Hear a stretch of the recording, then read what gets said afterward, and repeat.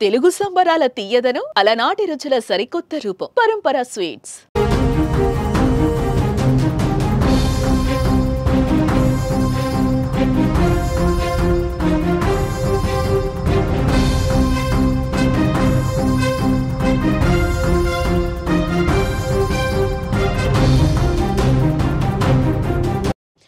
భూకంపాలు భయపెడుతున్నాయి. వివిధ దేశాల్లో తరచూ ప్రకంపనలు రావడం ఆందోళనకి గురిచేస్తోంది. మయన్మార్, థాయిలాండ్లో సంభవించిన భూకంపాలు మిగిల్చిన విషాదాన్ని ఇంకా మరిచిపోక ముందే తాజాగా ఆఫ్ఘనిస్తాన్లో భూకంపం సంభవించింది. బుధవారం తెల్లవారుజామున సరిగ్గా 4:43 ఆఫ్ఘనిస్తాన్ ఉత్తర ప్రాంతం బష్లోన్ ప్రావిన్స్లో భూమి కంపించింది. ఉపరితలం నుంచి 121 కిలోమీటర్ల లోతున టెక్టానిక్ ప్లేట్స్లో చోటు చేసుకున్న కదలికల వల్ల భూ ప్రకంపనలు వచ్చినట్టు యూరోపియన్ మిడ్టెరైన్ సెస్మాలజీ సెంటర్ వెల్లడించింది. ఈ భూకంప తీవ్రత రిక్టర్ స్కేలుపై 5.6గా రికార్డైంది.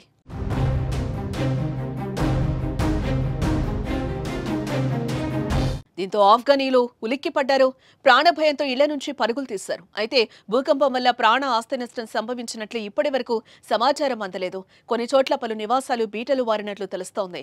ఆఫ్ఘనిస్తాన్తో పాటు పక్క దేశాలు తజికిస్తాన్, కిర్గిస్తాన్లను కూడా ప్రకంపనలు చోటు చేసుకున్నాయి. భారతదేశానికి కూడా ప్రకంపనలు తాకాయి. దేశ రాజధాని ఢిల్లీతో పాటు జమ్మూ కాశ్మీర్ సహా పలు ఉత్తరాది రాష్ట్రాల్లో తెల్లవారుజామున స్వల్ప భూకంపం సంభవించింది. జమ్మూ కాశ్మీర్లోని కిష్ట్వార్లో ఉదయం 5:14 భూకంపం వచ్చింది. రిక్టర్ స్కేలుపై దీని తీవ్రత 2.4గా గుర్తించారు.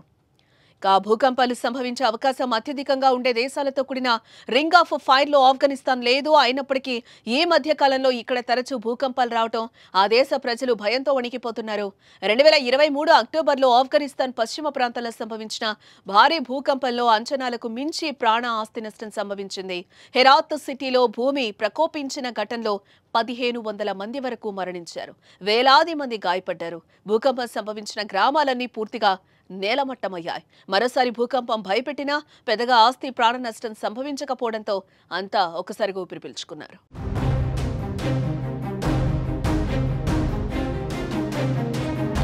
కొన్ని రోజుల క్రితం మయన్మార్, థాయిలాండ్లో వచ్చిన భూకంపం తీవ్ర విషాదాన్ని మిగిల్చింది. వందలాది మంది చనిపోయారు. భారీగా ఆస్తి నష్టం వాటిల్లింది. అయితే ఆ తర్వాత నుంచి ప్రతిరోజు ప్రపంచవ్యాప్తంగా ఏదో ఒక దేశంలో భూమి కంపిస్తూనే ఉంది. మన దేశంలో కూడా ఈ ప్రభావం ఉంది. కొన్ని రోజులుగా ఉత్తరాది రాష్ట్రాల్లో, మరీ ముఖ్యంగా ఈశాన్య ప్రాంతాల్లో స్వల్ప భూ ప్రకంపనలు చోటు చేసుకుంటున్నాయి.